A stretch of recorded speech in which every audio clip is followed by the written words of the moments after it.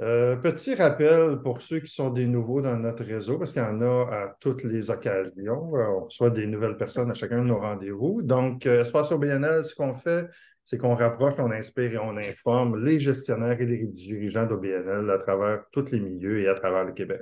Donc, on travaille avec les directions générales et avec les administrateurs. Petit rappel de nos prochaines activités. Vous allez voir, on a quand même pas mal de choses dans les prochaines semaines, puis même la semaine prochaine. Formation sur les rôles et responsabilités, formation sur l'essentiel des communications. Une de nos parutions, c'est-à-dire on a développé l'année passée une série on a mis en ligne une série de formations sur la comptabilité. Et celle-là, c'est sur le contrôle des revenus et des dépenses. Donc, très intéressant parce que vous ne trouverez pas ça souvent, là, des formations pour la comptabilité spécifique en OBNL. Là. On a une série découvertes sur une plateforme d'encan en ligne, donc pour ceux qui ont des enjeux de financement très intéressants le 13 octobre. Et le 17 octobre, on va parler de médias sociaux, Facebook et Instagram principalement.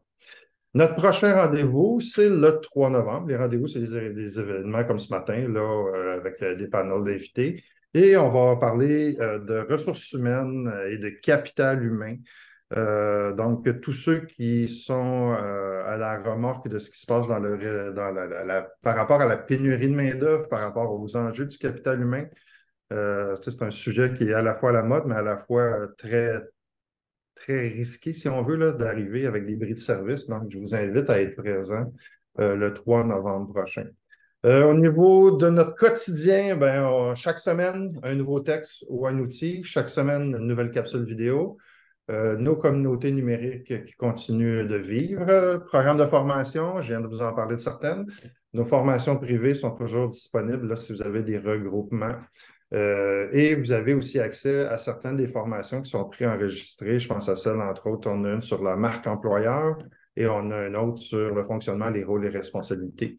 Dans les produits qu'on met à votre disposition, il y a notre série de gabarits. On est rendu à presque 58, je pense, là, avec les nouveaux modèles types qu'on a sortis il y a 3 semaines. Notre service relié au processus d'évaluation du conseil d'administration et notre enquête qui est toujours disponible sur la rémunération des gestionnaires d'OBNL. Je termine mon petit tour de table, mon petit tour d'horizon avec notre plateforme d'offre d'emploi, nos services de coaching individualisés et certains de nos produits numériques. Je termine avec cette image. Cette image qui, pour plusieurs d'entre vous, est une représentation de votre réalité au quotidien.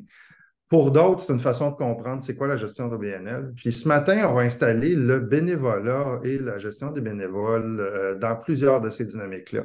C'est sûr que le côté capital humain et bénévole vient avec les ressources humaines, si on veut aussi, mais on va avoir aussi des enjeux de bénévolat reliés à notre gouvernance, reliés à nos opérations, notre vie associative va faire partie, donc toute la partie membership va faire partie de ça. Donc, l'enjeu du bénévolat se retrouve dans plusieurs des facettes de notre pratique en OBNL.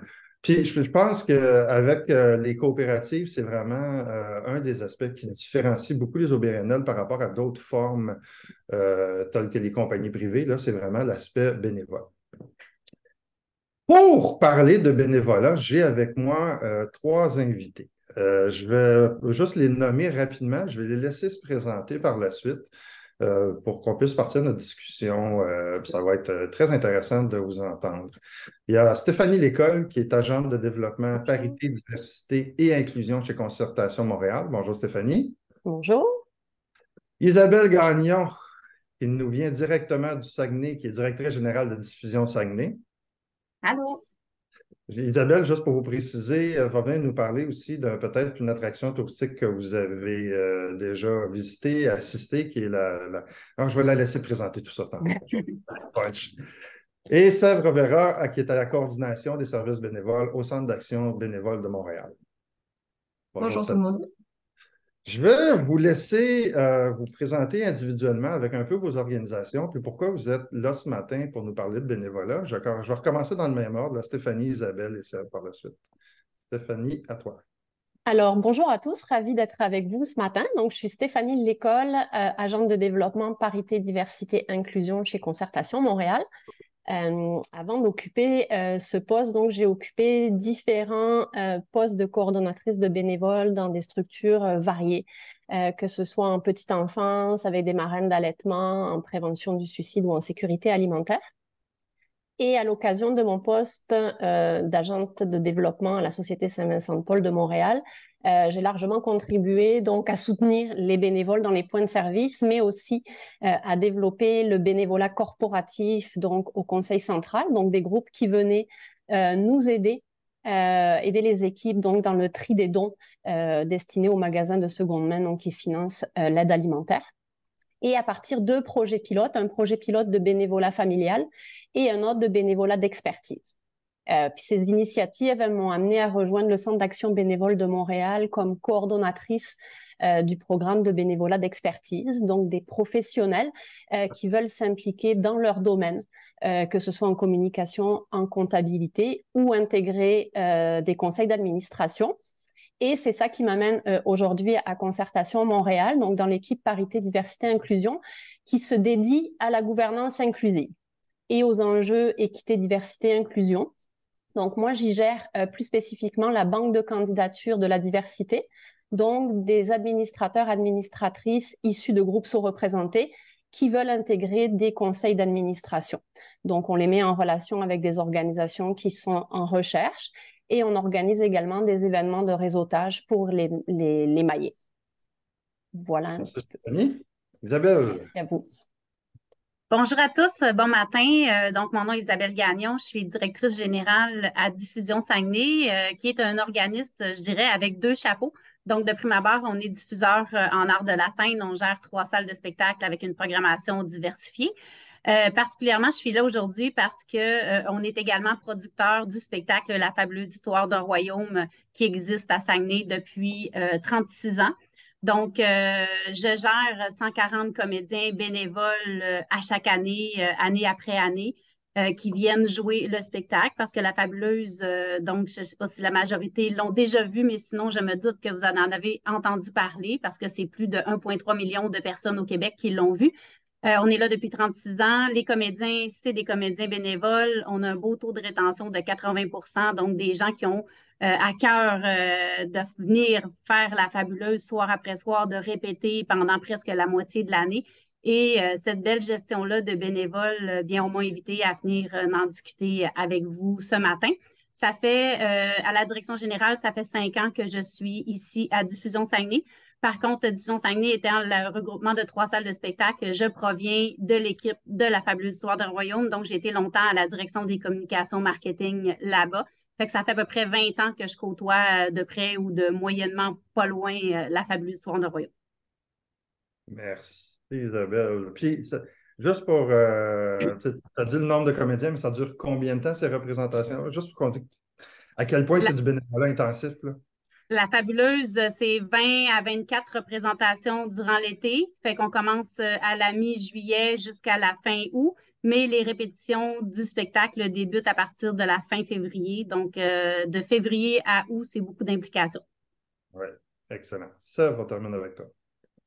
Oui, alors moi je suis responsable des services bénévoles au Centre d'action bénévole de Montréal depuis 6 mois maintenant. J'ai une expérience de à peu près 5 ans dans le milieu communautaire, à la fois au Québec et en France. J'ai été à la coordination d'un organisme en droit du logement par le passé, gestionnaire des bénévoles pour une popote roulante et agente de projet dans un organisme de défense des droits des personnes migrantes. Donc voilà un petit peu mes petits secteurs d'expertise. Au niveau de mon rôle au centre d'action, donc je m'occupe de la gestion des offres de bénévolat sur notre site qui en regroupe à peu près 300 en tout temps. Je m'occupe aussi de l'orientation des personnes qui veulent s'impliquer dans des organismes, de les accompagner, particulièrement quand il s'agit de publics vulnérables, éloignés du numérique ou qui ont en tout cas des difficultés d'accès au bénévolat.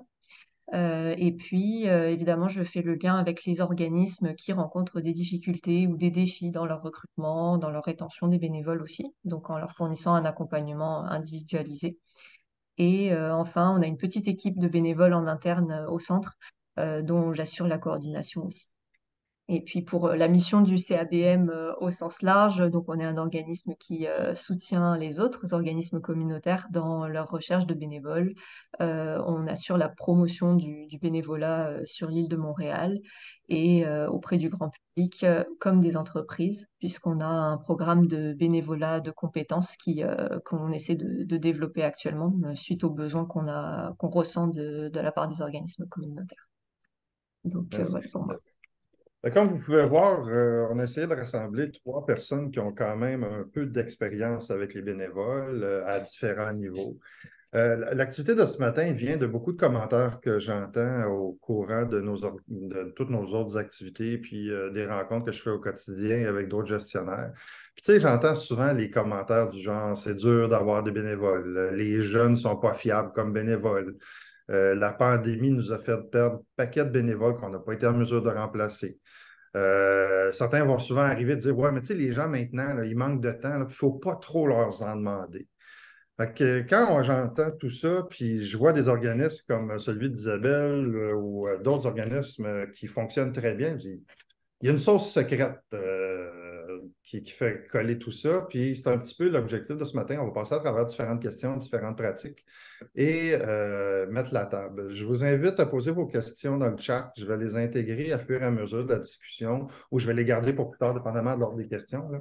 Mais je vous invite à participer quand même. Mais je vous inviterais, comme première question, en introduction, on parle de grands changements dans les habitudes de bénévolat dans les dernières années. En 2019, on avait fait un sommet une activité sur le bénévolat dans la région de Québec. On voyait déjà des tendances. Mais je suis curieux de voir dans chacune de vos 3 organisations quels changements vous observez. Au niveau des bénévoles, premièrement, mais aussi au niveau des pratiques, qu'est-ce qui a changé? Isabelle, je vais commencer avec toi parce que c'est un cœur qui a beaucoup évolué là, dans les dernières années, puis je suis curieux de vous entendre. Après ça, on pourra aller à nos 2 autres comparses. Bien, je dirais, moi, de notre côté, dans les 36 dernières années, ce qu'on a vu, ce qui nous a fait devoir nous adapter au niveau des changements, c'est surtout la pandémie. Donc, c'est là, je dirais, qu'il y a eu comme un point culminant qu'on a vu des changements de comportement. Nous, quand quelqu'un, par le passé, s'impliquait dans la fabuleuse, donc vous comprenez qu'au-delà que les comédiens sont bénévoles, c'est un produit qui est professionnel, qui est vendu à une clientèle touristique de gens qui viennent de l'extérieur et majoritairement, on a un taux d'attraction de 70 %. Donc, la majorité des gens qui viennent ont choisi de venir voir la fabuleuse, donc vont rester dans la région par la suite. Fait qu'on a un produit professionnel à rendre. Fait que oui, c'est du bénévolat, mais les critères, et on a toujours demandé à nos comédiens une rigueur et qu'on doit fournir le produit. On ne travaille pas, mais c'est comme si on le faisait. C'est encore le cas. Donc, tu sais, nos comédiens ont à cœur de rendre le spectacle professionnel, sont super fiers d'être là. Le plus grand changement que je vous dirais, c'est qu'avant, on ne pouvait pas avoir de flexibilité. Avant, on n'avait pas de flexibilité. C'est si tu fais la fabuleuse, tu n'as pas le droit de manquer de répétition, tu n'as pas le droit de manquer aucune représentation, sinon tu ne fais pas la fabuleuse. Aujourd'hui, avec la COVID, avec les enjeux, on a quand même une troupe de gens de 4 ans à 99 ans, mais ça demeure que le cœur de notre... Il y a beaucoup de pré-retraités quand même. Là, il est assez fort, le noyau 55+. Avec la COVID, les craintes que les gens ont, on n'a pas eu le choix d'être plus flexible. Donc, si quelqu'un, quand on est revenu en 2022, si tu n'es pas à l'aise cette semaine parce que tu files moyennement bien, on n'a pas le choix maintenant d'accepter un certain nombre d'absences. Une flexibilité, de les écouter, de comprendre, puis de devoir adapter quelques trucs comme ça. Mais donc, la flexibilité, la compréhension, s'adapter dans nos façons de gestion, je dirais que c'est les changements les plus importants, tout en gardant quand même une rigueur parce qu'on a un produit à rendre et à fournir. Mais maintenant, on a mis des taux d'absence nécessaires qu'on accepte. Ça prend des justifications, mais on est plus à l'écoute, puis on y va de façon... Pardon? Oh, Non, excusez. il y a quelqu'un dont ton micro est ouvert. Fait que je dirais que c'est vraiment là que ça change parce que sinon, nous, tout le côté mobilisation, ça demeure notre priorité que d'avoir une troupe mobilisée, puis on en reparlera sûrement à travers les prochaines questions. Là, mais les grands changements, flexibilité, adaptation, puis être à l'écoute, beaucoup plus sondé maintenant. Là, on est beaucoup plus en mode aller sonder nos bénévoles pour valider des trucs, valider qui ont encore du plaisir, qui sont encore super mobilisés, qui ont encore à cœur ce qu'ils font.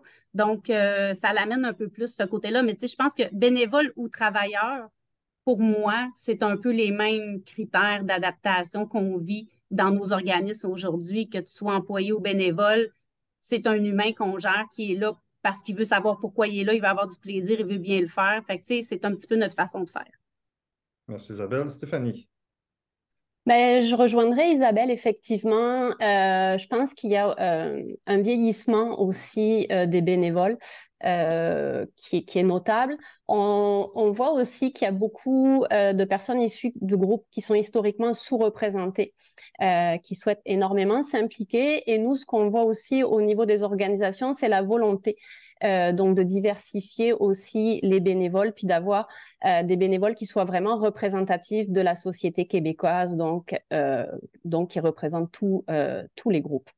Je dirais que c'est les deux éléments les plus importants. Sève. Oui, ben moi je rejoins Isabelle et Stéphanie. Effectivement, au niveau de la flexibilité, c'est, je pense, le maître mot maintenant dans la gestion de bénévoles. Il faut l'offrir, cette flexibilité, que ce soit en revoyant la durée des mandats. Avant, bah, c'était peut-être assez courant de demander 6 mois d'implication à un bénévole. Ben là, peut-être qu'il faut s'attendre à ce que la personne s'implique pendant 3 mois, puis que sa disponibilité évolue. On a aussi observé avec la pandémie un basculement pour les rôles de bénévoles qui le rendent possible vers le bénévolat à distance. Donc ça vient avec tout un ensemble de pratiques nouvelles que les organismes mettent en place pour ben, garder ce contact avec leurs bénévoles, même s'il n'y a plus du présentiel. Nous, au CABM, par exemple, c'est ce qu'on fait avec une petite équipe de bénévoles qui nous aident pour la réception. Donc voilà, certains sont en présentiel, d'autres sont à distance. Donc c'est aussi un nouveau défi d'apprendre à gérer ces équipes en hybride. Et puis, au niveau de l'implication des profils des bénévoles plutôt, je dirais qu'on a de plus en plus de nouveaux et nouvelles arrivantes qui souhaitent s'impliquer. Donc ça vient aussi avec une réflexion à amorcer dans les organismes sur comment on intègre mieux ces profils, comment on leur donne accès au bénévolat, puisqu'avec la pandémie, on a aussi quand même eu certains aînés qui ont un peu pris peur ou qui se sont éloignés du bénévolat. Donc là, on a une opportunité d'intégrer de nouveaux profils, mais ça vient avec une autre approche aussi. C'est ça. J'ai dit tantôt que je recevais des commentaires comme quoi les gens avaient moins de temps. Mais est-ce que c'est vrai qu'il faut obligatoirement leur en demander moins? Vous en pensez quoi? Seb, vas-y, j'ai vu ton sourire là. C'est vrai que pour l'essayer actuellement, donc là, je suis en emploi et en même temps, je fais du bénévolat à côté. C'est quand même quelque chose qui est demandant et qui peut même devenir parfois un luxe de faire du bénévolat quand on est en emploi. Donc ça reste important, je pense, pour les organismes d'être au moins créatifs et flexibles pour s'adapter à ces agendas de plus en plus chargés.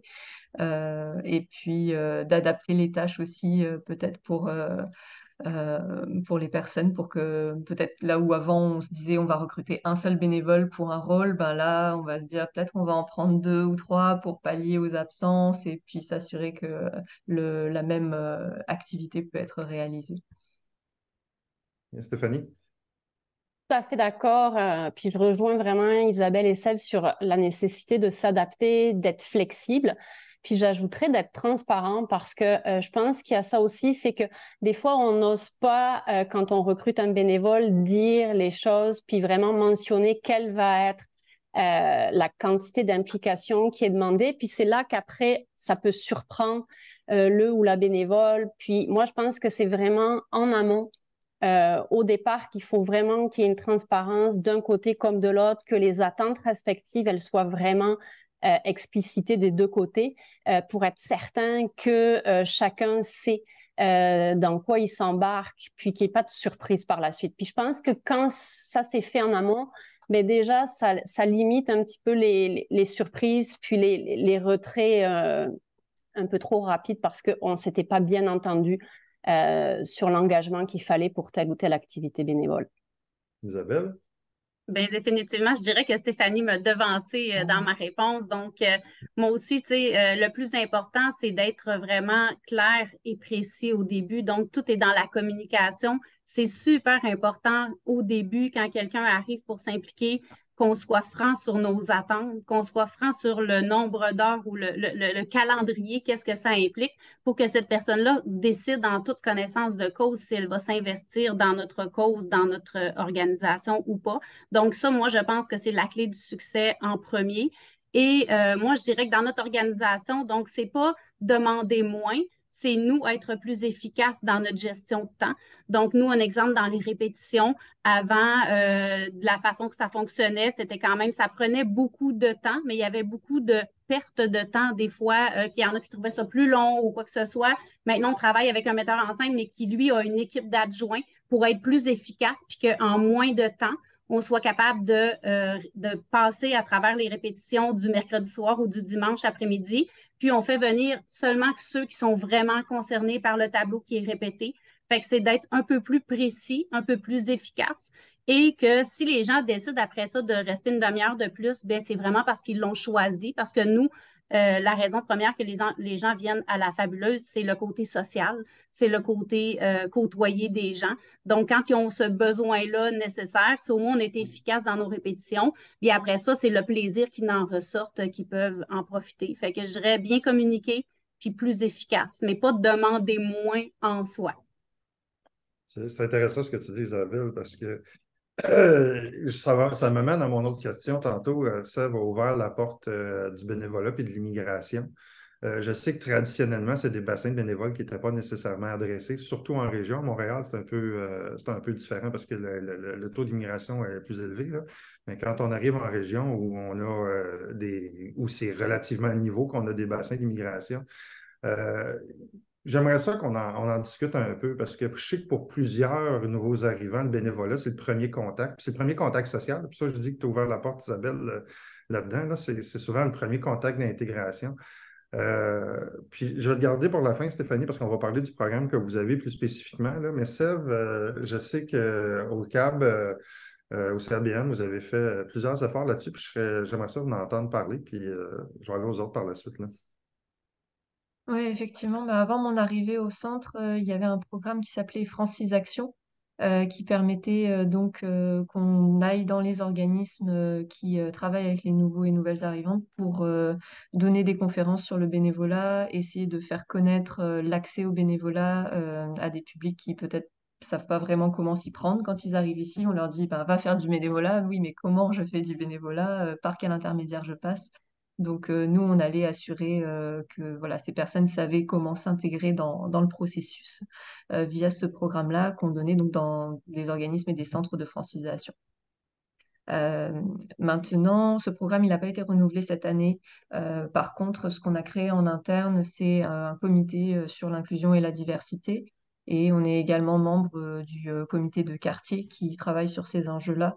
Donc, on réfléchit avec les organismes à comment permettre que ce lien social via le bénévolat il puisse se tisser pour ces personnes-là. Pour moi, ça passe essentiellement par un questionnement autour de la langue. On voit beaucoup d'offres passer où le français est indiqué comme une langue requise pour le rôle de bénévolat, mais parfois, selon la nature des tâches, on se questionne, on se dit, bon, bah, est-ce que peut-être qu'un profil qui est allophone, ça pourrait quand même pas bien fonctionner pour des activités en cuisine, par exemple.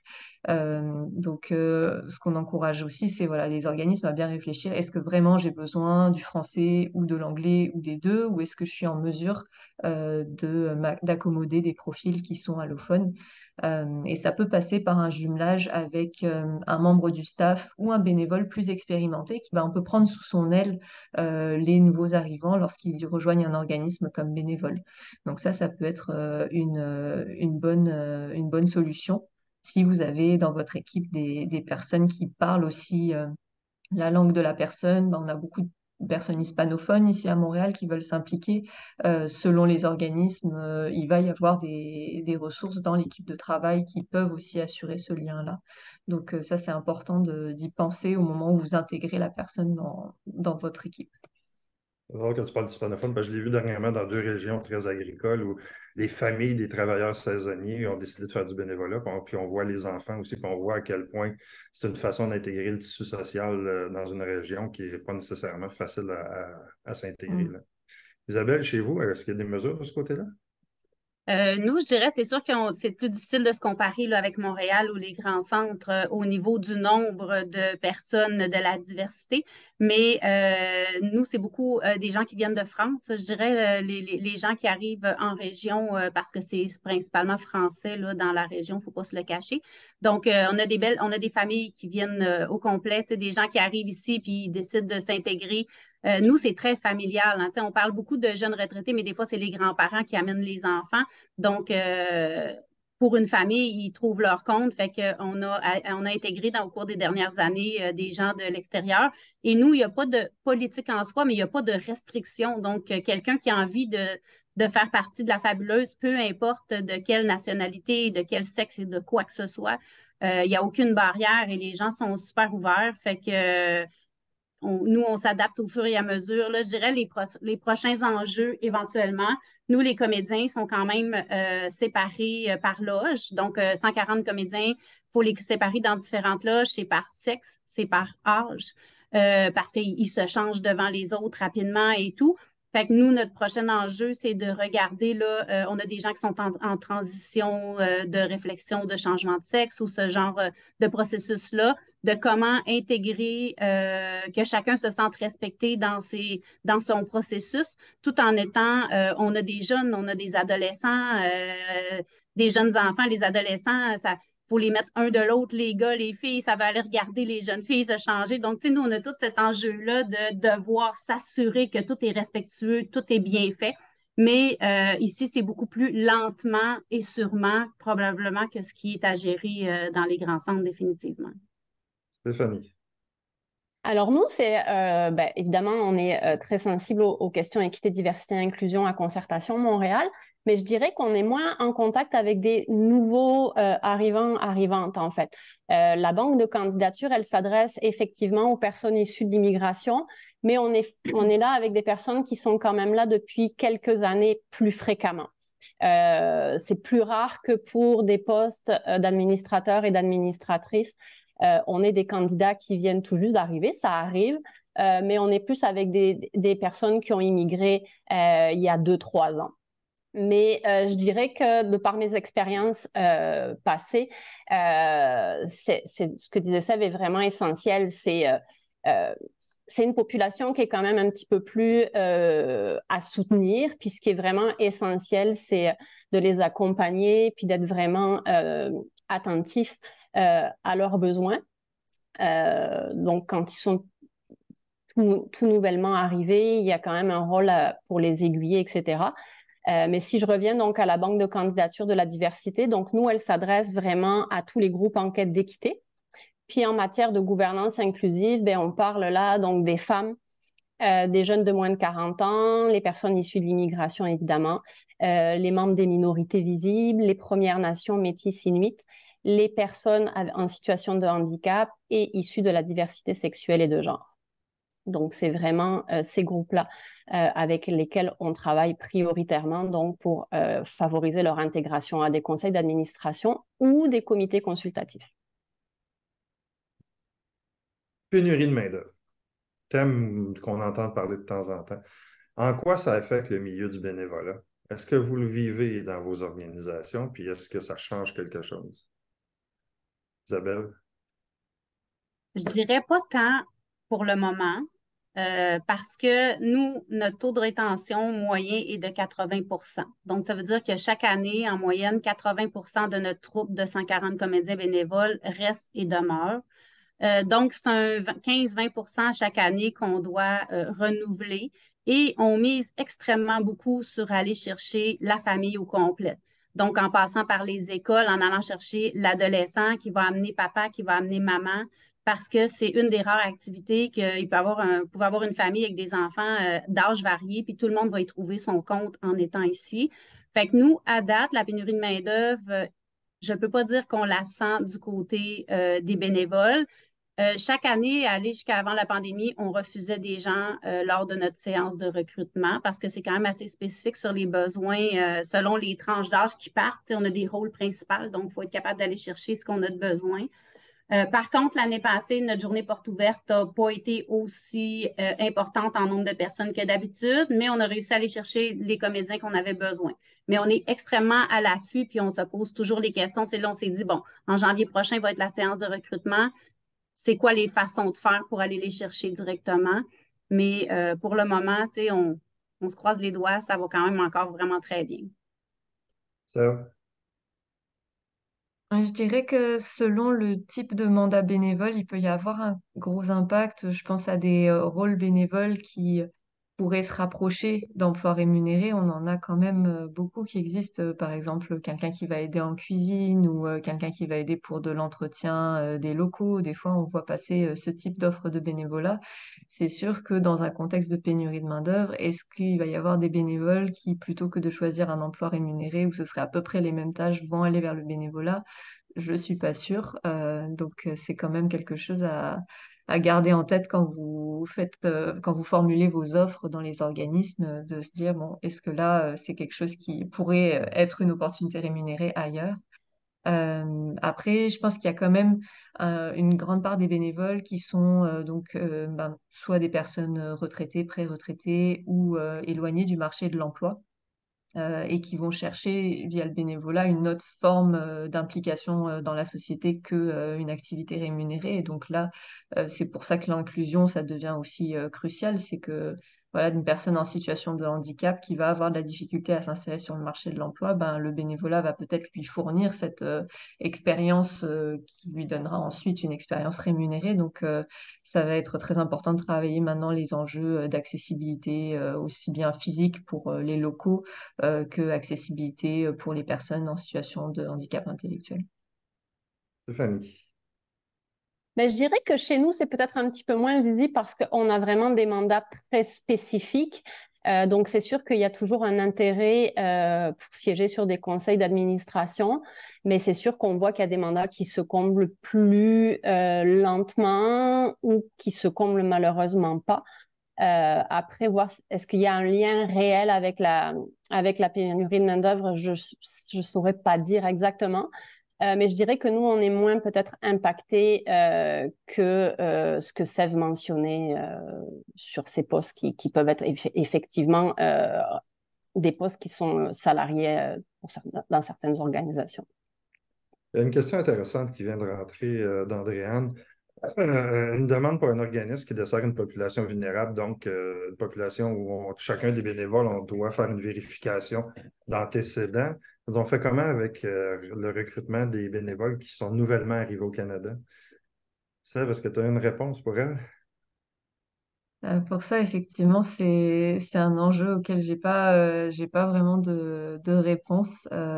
C'est un peu non, c'est embêtant. Effectivement, je saurais pas vraiment orienter là-dessus. Non, hein, on n'aurait pas. Est-ce que quelqu'un de vous deux aurait une réponse? Ben, à ma connaissance, en fait, la vérification des antécédents judiciaires, elle peut se faire que sur la portion où la personne était au Canada. Donc, c'est sûr qu'on n'a pas l'historique sur le avant, mais il y a quand même, je pense, du moins de mon temps, il y avait des vérifications qui étaient faites dans le cadre de l'immigration aussi. Je ne sais pas si c'est toujours le cas, mais bon, c'est sûr qu'on ne peut pas faire de vérification dans le pays d'origine. Ça, c'est C'est difficilement compliqué, oui, applicable. difficilement applicable. Peut-être je compléterai juste, c'est Vas-y, vrai que c'est en ça. fonction en fait du pays d'origine, peut-être ça peut être possible de demander un certificat de police. Je sais que par exemple en France, on les obtient assez rapidement ces certificats. Donc si vous avez un bénévole français qui vient d'arriver, ben c'est un document que la personne peut facilement se procurer, mais ça s'appliquera pas à tous les pays toutes les nationalités. Excellent. Quand il est question de recrutement de bénévoles puis d'innovation, on la trouve où l'innovation? Qu'est-ce qu'il y a de nouveau? Avez-vous des exemples d'innovation dans la gestion des bénévoles que vous pourriez nous partager? Stéphanie? Ben, moi, je dirais que ce serait de diversifier les réseaux et les bassins de bénévoles. Moi, je pense que c'est vraiment, je ne sais pas si on peut parler d'innovation, mais pour moi, au moins, c'est la clé. C'est vraiment d'aller chercher, comme disait Isabelle, des publics de différents groupes d'âge, des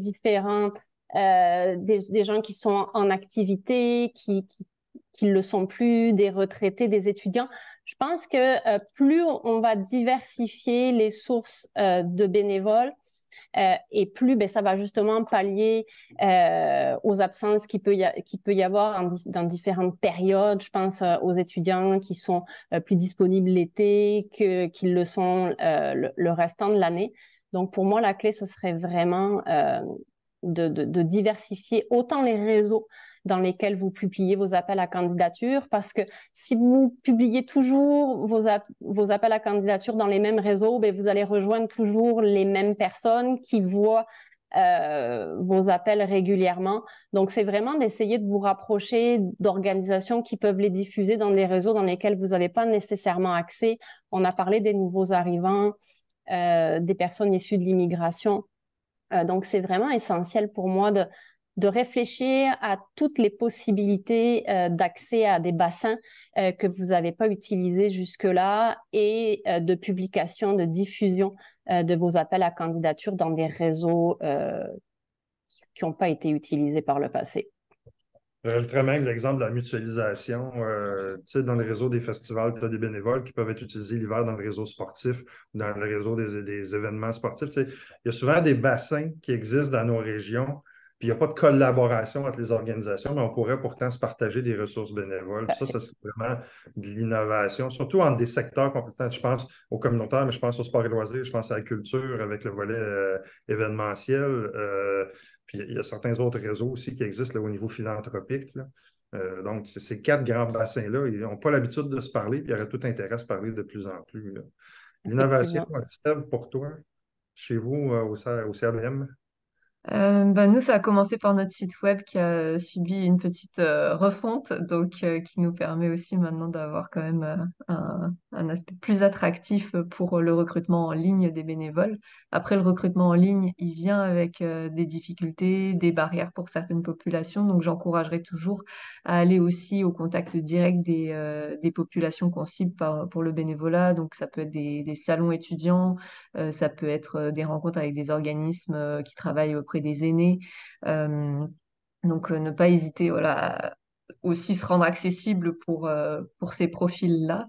Et puis, à être attractif aussi dans la façon dont on rédige les offres ou dont on les soumet.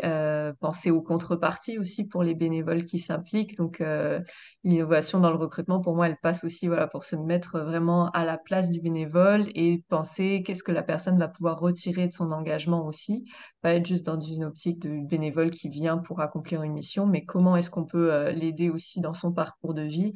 Ça peut être, si vous êtes en santé, en sécurité alimentaire, par exemple, ben, intégrer un repas offert à la fin du quart de bénévolat. Ça peut être aussi un moyen pour une personne qui a des difficultés financières de considérer une implication, des remboursements des transports, des cours de langue gratuits. Moi, par exemple, je donne des cours de français à des nouveaux arrivants. En contrepartie, j'ai droit à des cours d'espagnol.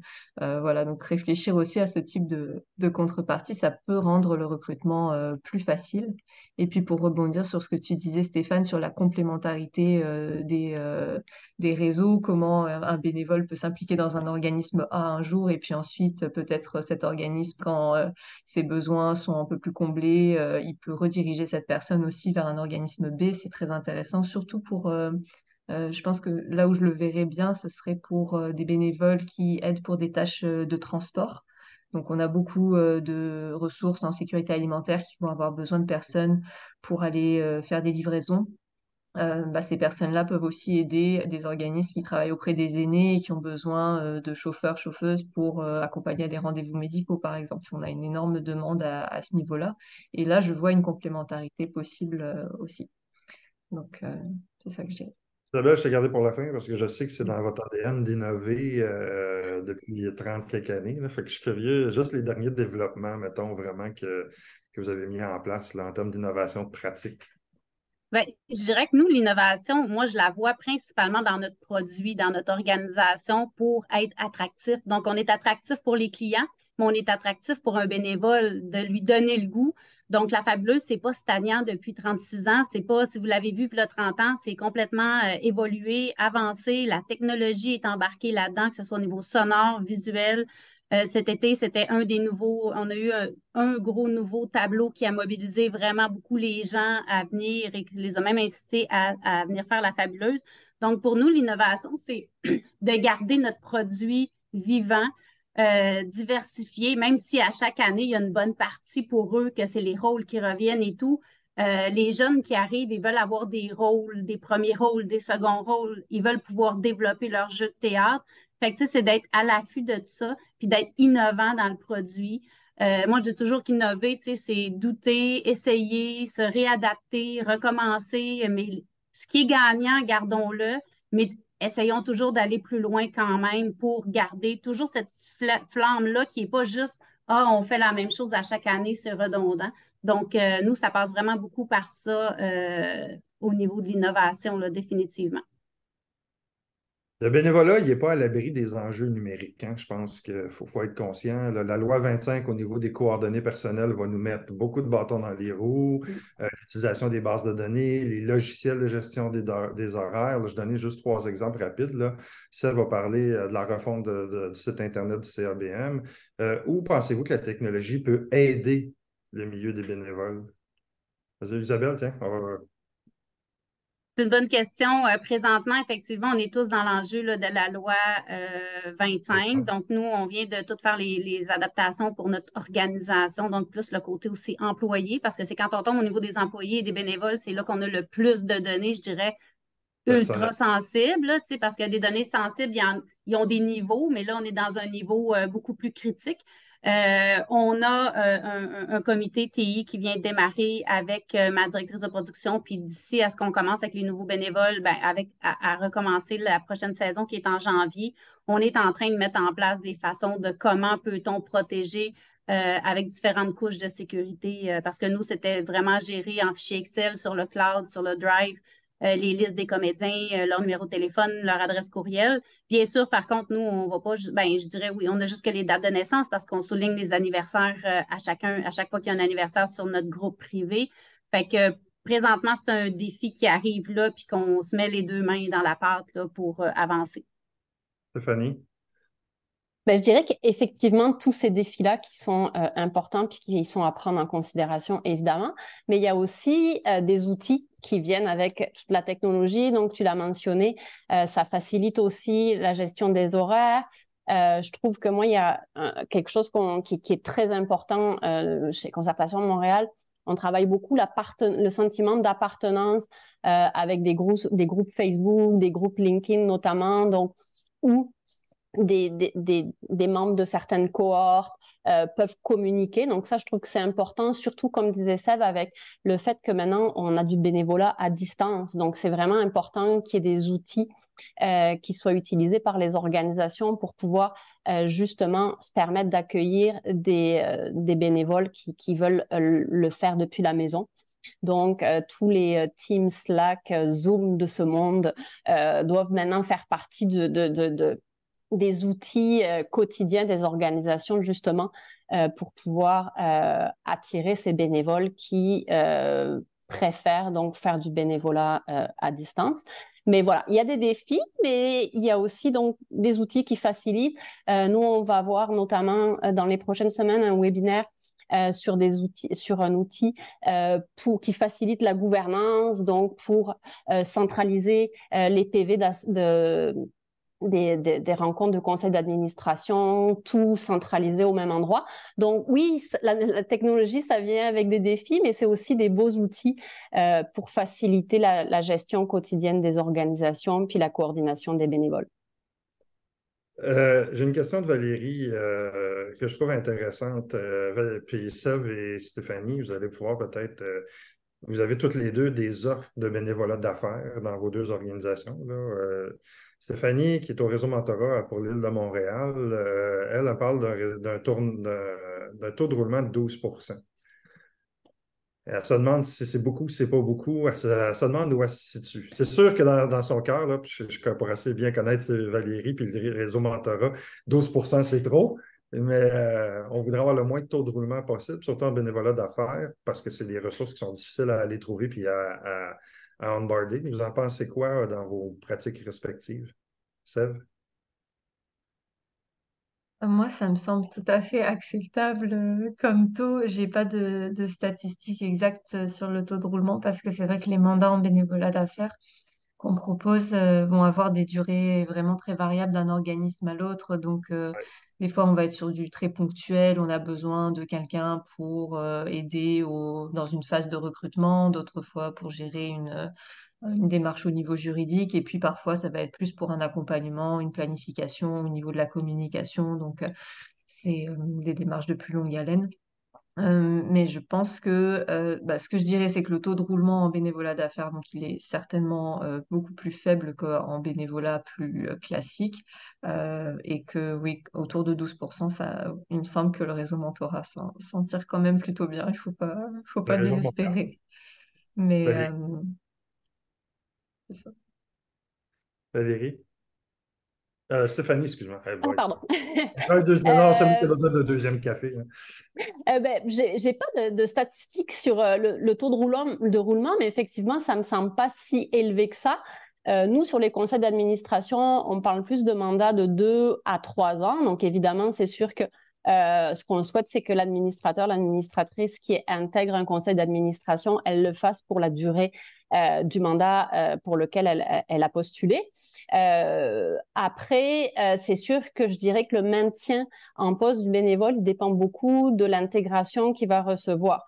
Recruter un bénévole, c'est la première étape.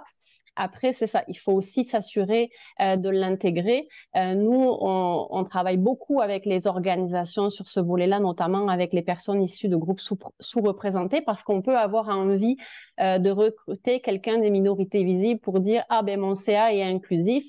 Mais nous, on travaille avec les organisations pour dire, ben, une fois qu'il est recruté, qu'est-ce que vous faites pour que cette personne-là, elle puisse prendre toute sa place dans le conseil d'administration? Comment est-ce qu'elle est outillée pour pouvoir justement apporter toutes ses compétences sur le conseil. Donc, je dirais que c'est ça, l'intégration après, puis s'assurer que la personne, elle puisse donner son plein potentiel. Ça va permettre de la retenir plus longtemps.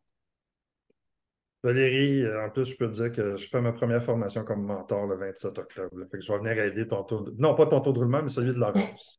Il y a une question de Julia qui rejoint une de mes questions aussi. Je veux qu'on parle de reconnaissance et de valorisation des bénévoles.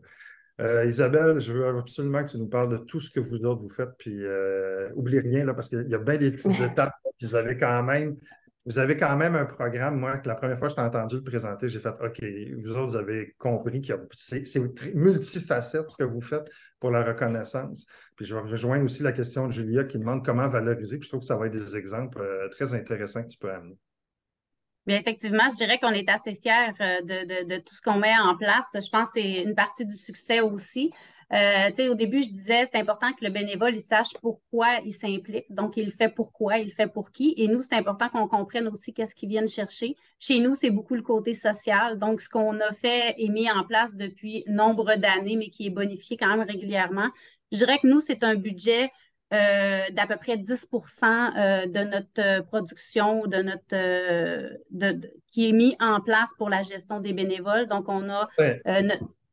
Je veux juste attirer l'attention de tout le monde, ça ne se fait pas sans budget. C'est important là, parce que je vois des fois, on veut reconnaître les bénévoles, on veut valoriser, mais il ne faut pas que ça coûte cher. En même temps, ça ne marche pas. Là, il y a quelque chose d'incongru là-dedans. Effectivement, nous, on se fait souvent dire, ah, OK, mais vos comédiens sont bénévoles, sont pas payés. Non, mais le budget qu'on met pour les gâter, s'occuper d'eux. Donc, on a un budget de production d'1,2 million. Fait que ça vous donne une idée. Là, on doit mettre autour de 120 000 par année pour un plan de mobilisation. Donc, nous, le comédien qui s'investit chez nous, à tous les soirs de représentation de spectacle, il a le souper de fourni. Donc, l'été, on monte une cafétéria, on a une salle spécialement pour les comédiens. Donc, le comédien, il arrive, donc on lui facilite la vie, il arrive de travailler, il vient souper, il n'a pas à se casser la tête avec ça. Il fait le spectacle et après, à tous les soirs, après le spectacle, il y a toujours une thématique. Un bar ouvert, du lunch qui fit avec la thématique. Je vous dirais que c'est les samedis qu'il y a les plus gros soirs. Donc, on a le bal en blanc, on a des fois, ils font une nuit de camping, ça couche au théâtre avec leur tente sur la scène jusqu'au lendemain. À toutes les semaines, on crée un comité dès le début de la saison, un comité qui implique des gens de notre équipe de la production et des comédiens qui s'impliquent pour faire un plan de club social, comme on peut dire, avec toutes sortes de thèmes. Les mercredis, c'est les bingos, etc. Donc, on y va par rapport. Il faut plaire à tout le monde. Tantôt, je vous disais, on a des gens de 4 ans à 90 ans. Faut varier dans les thématiques, faut varier dans les thèmes. On a la chance d'être dans le domaine événementiel, fait que j'ai des gens qui ont des doigts de fée et qui ont une créativité incroyable. Les décors, tu sais, la salle, elle devient, cet été, ils ont fait une soirée d'Halloween, c'était la première fois. Je veux dire, c'était digne d'un film, la salle, le montage, les décors, tout est fait spécialement pour eux.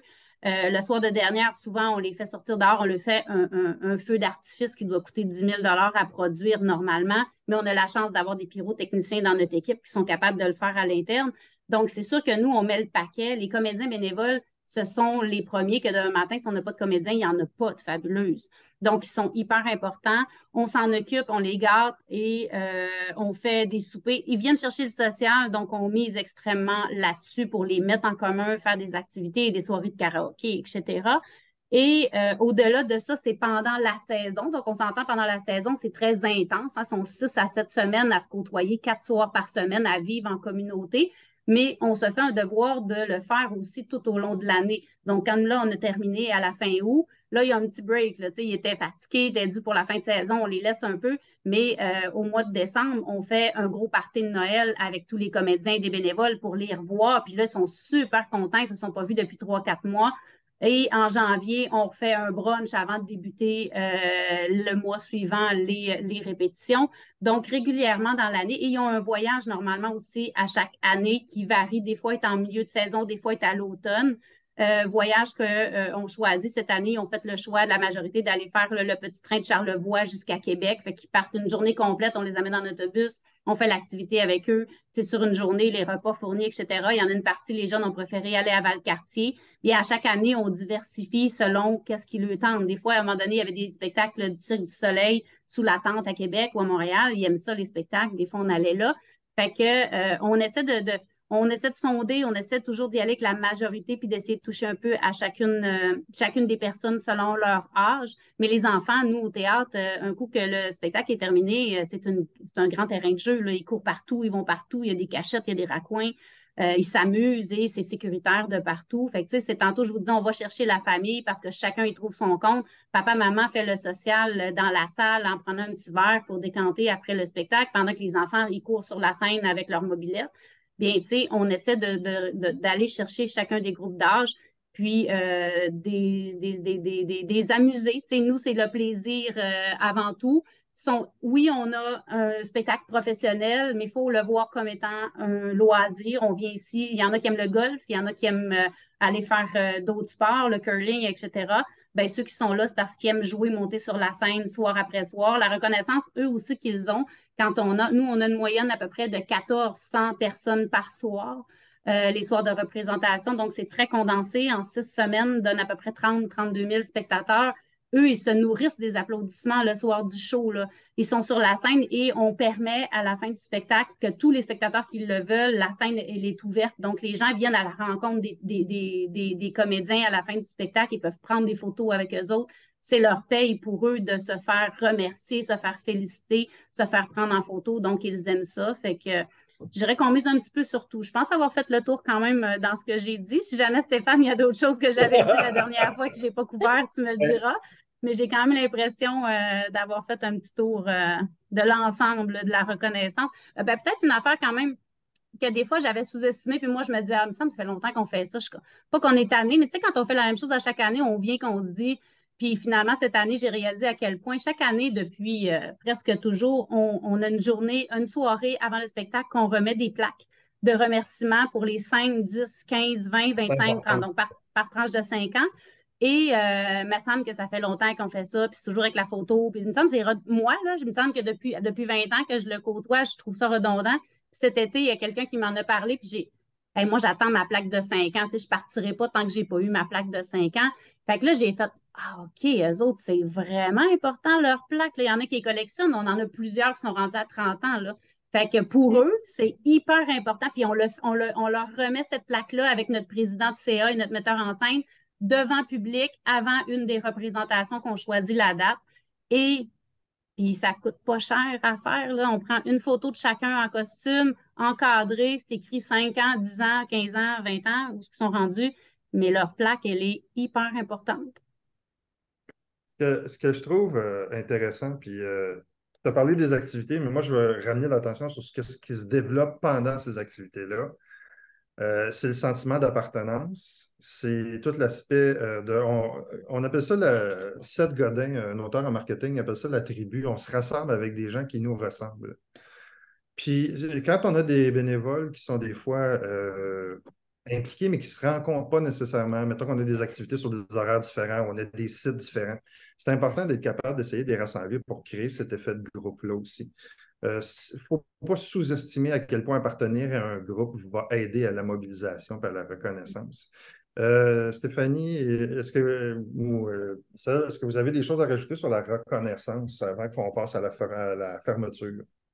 Ben moi, oui, j'ajouterais bien quelques petites choses parce que nous, c'est sûr qu'avec les administrateurs, administratrices, il y a un petit peu moins la recherche de social. Eux, ils viennent plus dans une idée de développement professionnel aussi. Donc, je dirais que dans ce cadre-là, ce qui est vraiment essentiel, pour les reconnaître, ça peut être déjà très simplement de reconnaître l'impact qu'ils ont. Donc, de leur laisser savoir, grâce à vous, l'organisation a réussi à franchir tel ou tel palier. Ça ramène c'est très terre à terre, mais au moins, voilà, ils se rendent compte de l'impact qu'ils ont. Donc, pour le bénévolat d'expertise, ça, c'est vraiment essentiel. Puis, au niveau des conseils d'administration, je dirais, la formation, ça peut être vraiment un bel outil de reconnaissance. Puis aussi, faire rayonner vos administrateurs, administratrices. Vous avez un événement, donc en les invitant à venir prendre la parole devant les membres, à parler de ce qu'ils font, présenter l'organisation, en faire des porte-paroles. Ça, pour eux, c'est des belles opportunités de rayonner. Puis évidemment, donc tout ce qu'a mentionné Isabelle, le souper avant le conseil d'administration, ça c'est super. Offrir un livre, des fois, c'est pas grand-chose, mais voilà.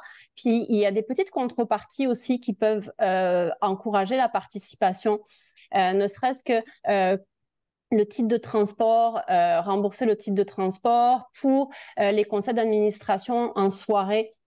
Mais pensez aux parents. Est-ce qu'on peut rembourser s'ils ont recours à une gardienne pour leurs enfants, est-ce qu'on peut faire un dédommagement pour la gardienne? C'est des petites choses, mais voilà, je pense que c'est cet amas de petites choses qui fait la différence. Je rajouterais tantôt, Stéphanie, je suis venu pour intervenir, mais jamais négliger les prises de contact entre le conseil d'administration, les employés et la clientèle. Ça, Moi, je c'est dis essentiel, oui. les formations en gouvernance, dans vos activités de conseil d'administration, il devrait y avoir au moins une activité sociale entre les employés et le CA. Ne serait-ce parce que les employés, souvent, sont aucunement conscients de qui est le conseil d'administration et l'inverse, c'est vrai aussi. On dit souvent que c'est des employés du directeur général ou de la directrice générale.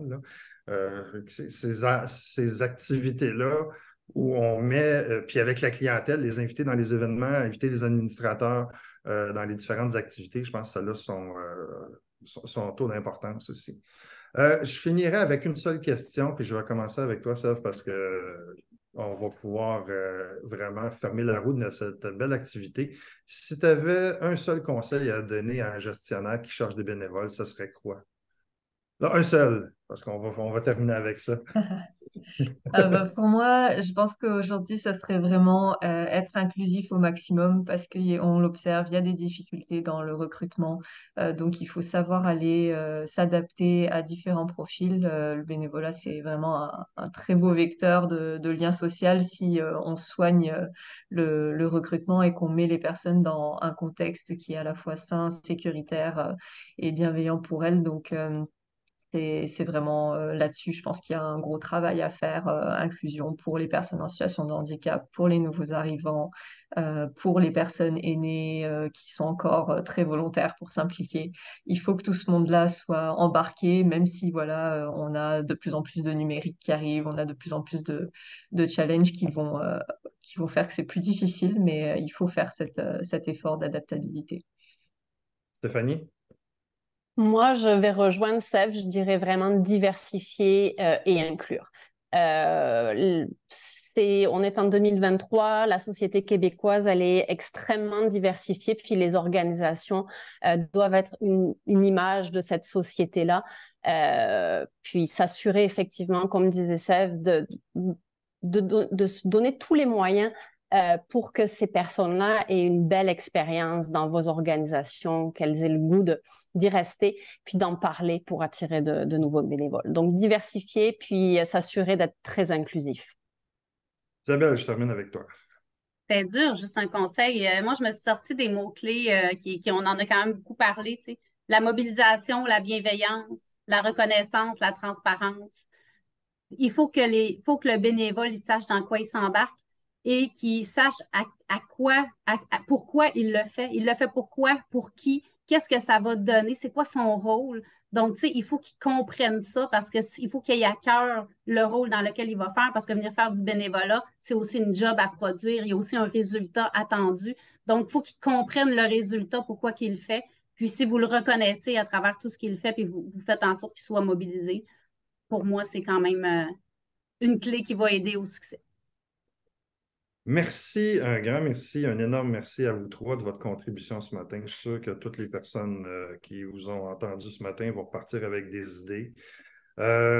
Écoutez, pour ceux qui veulent faire écouter ce qu'on a dit ce matin à d'autres, ça va être disponible sur notre chaîne YouTube dans quelques semaines.